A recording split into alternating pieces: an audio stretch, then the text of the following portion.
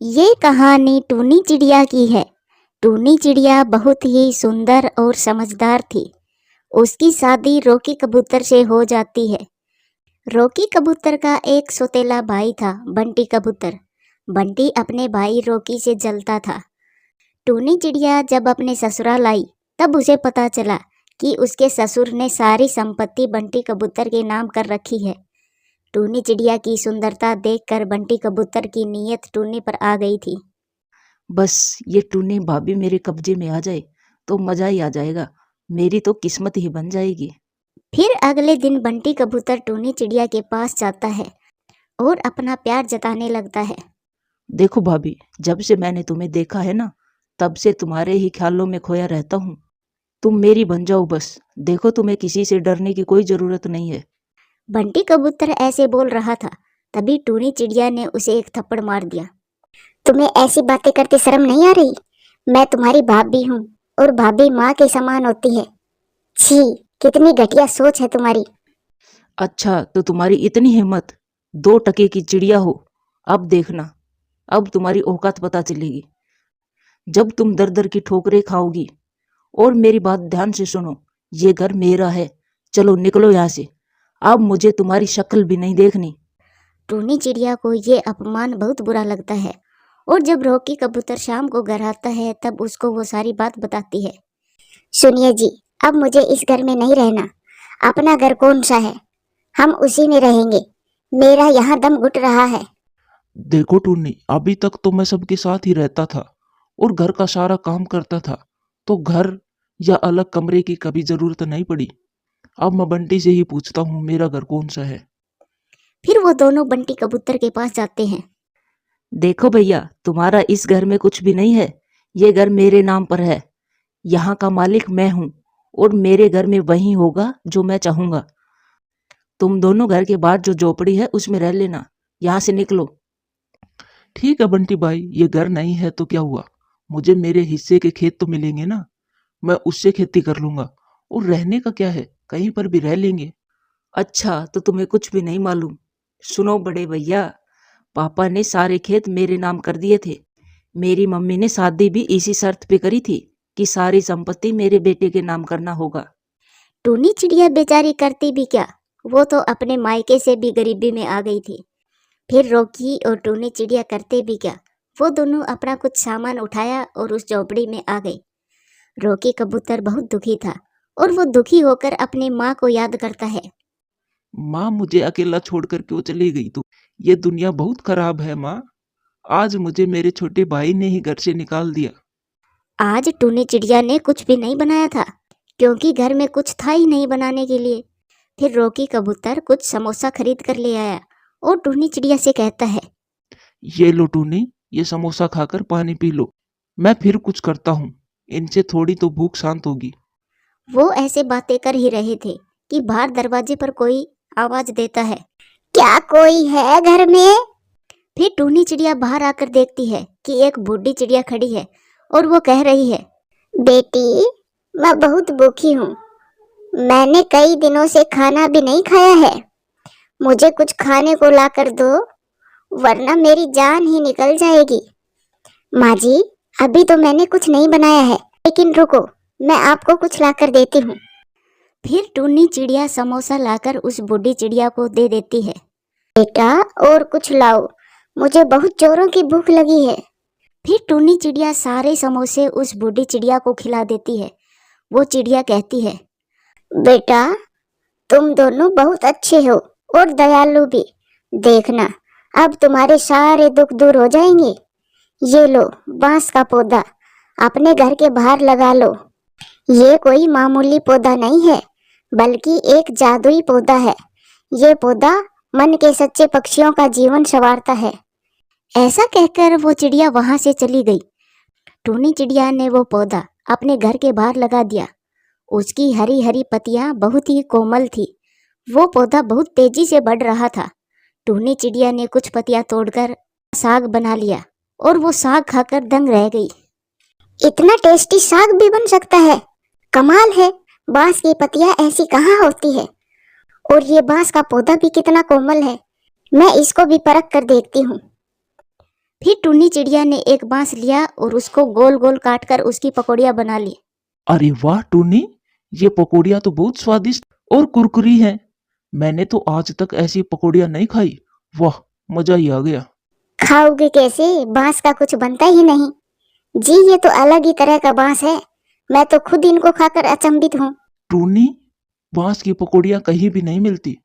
क्यों ना हम बांस के पकौड़े बनाकर बेचें, तो हमें जरूर फायदा होगा और हमारा घर खर्च भी आराम से चलेगा और हमें बांस के लिए भी कहीं दूर तक नहीं जाना पड़ेगा। अरे वाह, ये बात तो मेरे दिमाग में आई ही नहीं। हम ऐसा ही करते हैं। फिर टूनी चिड़िया ने अगले दिन ढेर सारे पकोड़े बना डाले और रॉकी कबूतर जंगल में घूम घूम कर सबको बता देता है। ऐसे अजीब पकोड़े खाने के लिए पक्षी आ जाते हैं। जंगल के पक्षी रॉकी का मजाक बना रहे थे। यार मिठू, आज तक हम बहुत सारी सब्जियों के पकौड़े खाते आए हैं, अब बांस के पकौड़े ये आज तक नहीं खाए हैं। हाँ यार कालू, मैंने भी नहीं खाए हैं। लगता है इस रॉकी कबूतर की खोपड़ी सटक गई है। मिठू यार, खाने में क्या जाता है, एक प्लेट खाकर देखते हैं। लाओ भाई रॉकी, एक प्लेट देना बांस के पकौड़ों की। अरे देखने में तो बहुत अच्छे लग रहे हैं। अरे वाह यार, ये तो बहुत गजब के पकोड़े हैं। कसम से मजा ही आ गया। कितने करारे करारे हैं। मिठू, ये क्या कह रहे हो? क्या तुम भी पगला गए हो? ए रॉकी, मुझे भी देना पकोड़े। वाह, गजब। भाई रॉकी, तुमने तो कमाल ही कर दिया। उन दोनों ने खूब पकोड़े खाए और जंगल में चारों तरफ खबर फैला दी।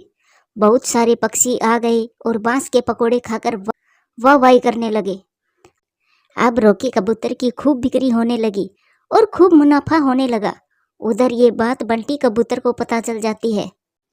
मैंने उस 2 टके की टूनी चिड़िया को कहा था कि तू दर दर की ठोकरें खाएगी, लेकिन वो तो मजे कर रही है। मैं ऐसे नहीं होने दूंगा। मुझसे पंगा लेकर वो ज्यादा खुश नहीं रह पाएंगी। आज ही मैं उसको मजा चखाता हूँ। मैं भी देखता हूँ ये कैसे बांस के पकोड़े बनाकर बेचते हैं। फिर बंटी कबूतर अपने दोस्त उल्लू से कहता है, जा राजू, मेरे शेर, आज तू अपनी चोरी की कारीगरी दिखा दे। आज रात को रॉकी के सारे बांस कटवा ले। दोस्त, मेरे मन की बात कह दी आपने तो। ये रॉकी कुछ ज्यादा ही नहीं उड़ रहा था। मैं तो इसके पंख काटने के लिए कब से बेचैन हूँ।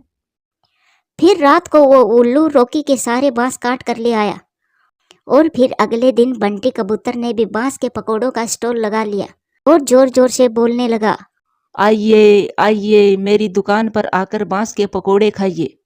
आपको ऐसे नायाब पकोड़े खाकर मजा ही आ जाएगा। ये सुनकर कालू कौवा और मीठू तोता भी वहां आ जाते हैं। अब हमारे जंगल में भी नए नए आइटम मिलने लग गए हैं। रॉकी के पकोड़े खाकर तो मजा ही आ जाता है। अब बंटी कबूतर के पकोड़े भी खाकर देखते हैं। लाइए बंटी भाई, एक प्लेट पकोड़े। बड़े जायकेदार होते हैं बांस के पकोड़े। फिर वो दोनों एक एक प्लेट पकोड़ों की लेते हैं और जैसे ही वो पकोड़े खाते हैं वो थू थू करने लगते हैं। बंटी भाई, ये पकोड़े है या पत्थर? मैंने खाया तो मेरे तो गले में ही अटक गया। अरे तुम हमें बेवकूफ बना रहे हो क्या? कालू कौवा बदमाश था। उसने बंटी कबूतर को 2-4 थप्पड़ लगा दिए और बोला, बंटी, तुम अपने ही भाई की तरक्की नहीं देख पाए।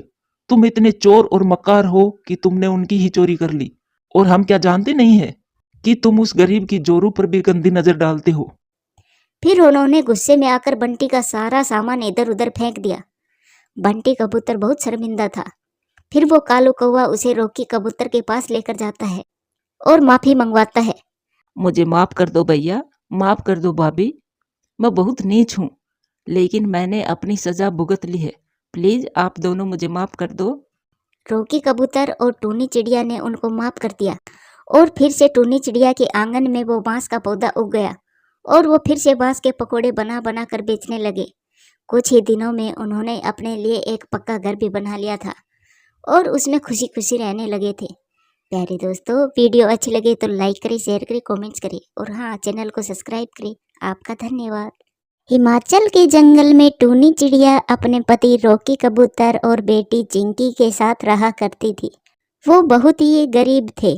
उनको 2 वक्त का खाना भी मुश्किल से मिल पाता था क्योंकि टूनी चिड़िया हमेशा बीमार रहती थी और रॉकी कबूतर भी काम नहीं कर पाता था।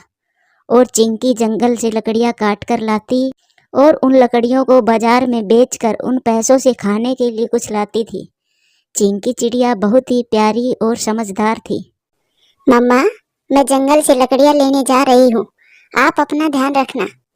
जा बेटा, पर अपना ध्यान रखना। आज तो ऐसा लग रहा है जैसे बहुत तेज बारिश आने वाली हो।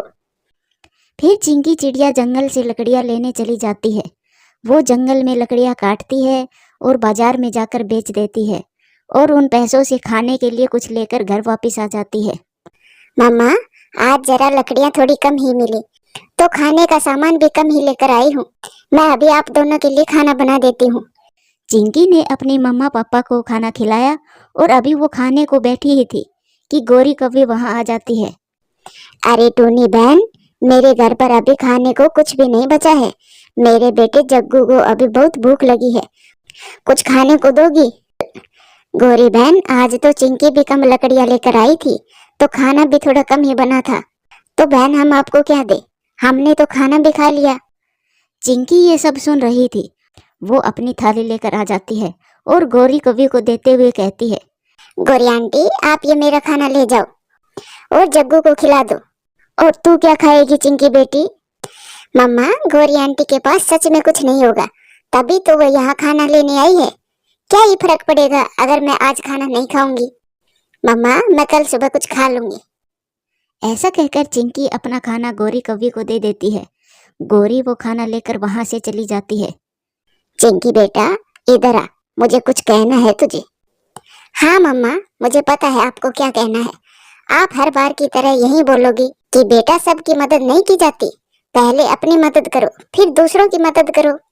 फिर भी बेटा, तेरे दिमाग में कोई बात नहीं घुसती, तू हमेशा ऐसा ही करती है।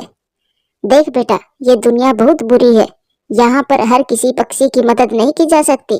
चलो ठीक है मम्मा, अब अपना गुस्सा थूक दो, जो हो गया वो हो गया, चलो अब सो जाओ। फिर वो सब सो जाते हैं। अगले दिन चिंकी जल्दी ही उठ जाती है और सोचती है कि वो कल लकड़ियाँ कम लेकर आई थी, तो आज जल्दी जंगल जाऊंगी और लकड़ियाँ ज़्यादा लेकर आऊंगी और उन्हें बाजार में बेचकर जल्दी घर आ जाऊंगी।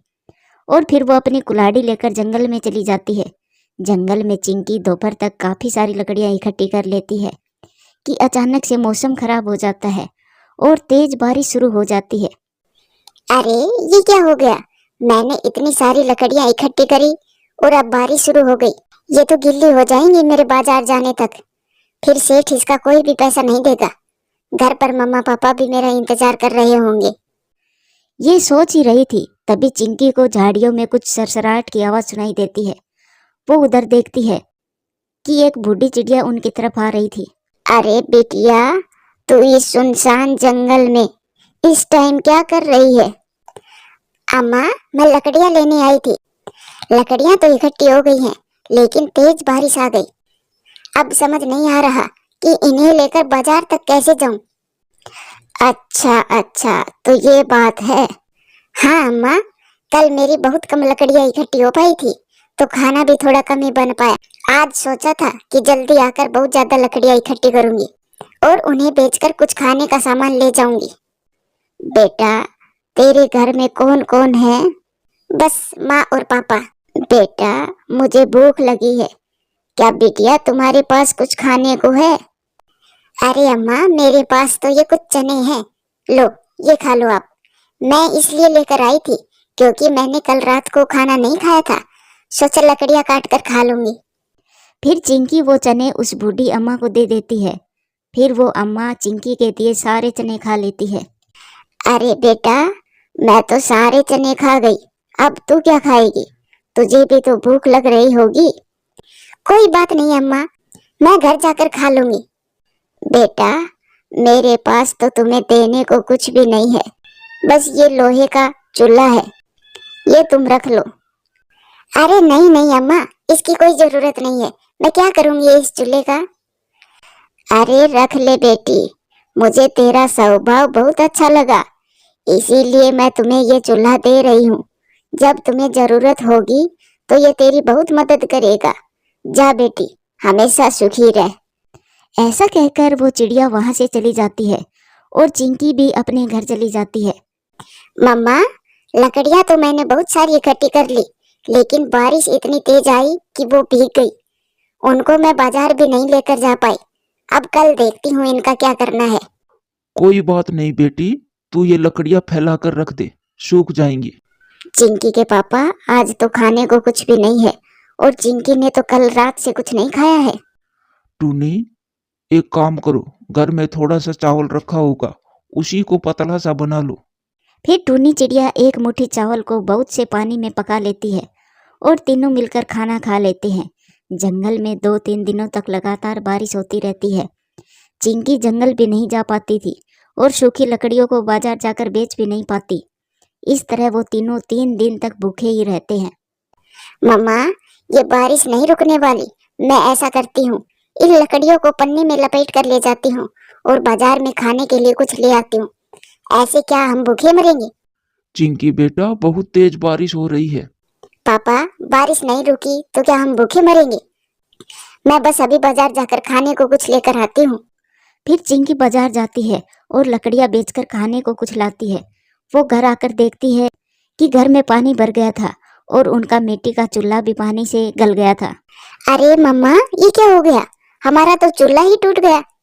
अब मैं जो सामान लेकर आई हूँ उससे खाना मैं कैसे बनाऊं? चिंकी बेटा, उस दिन तू एक लोहे का चूल्हा भी तो लेकर आई थी, उसी चूल्हे को जला ले।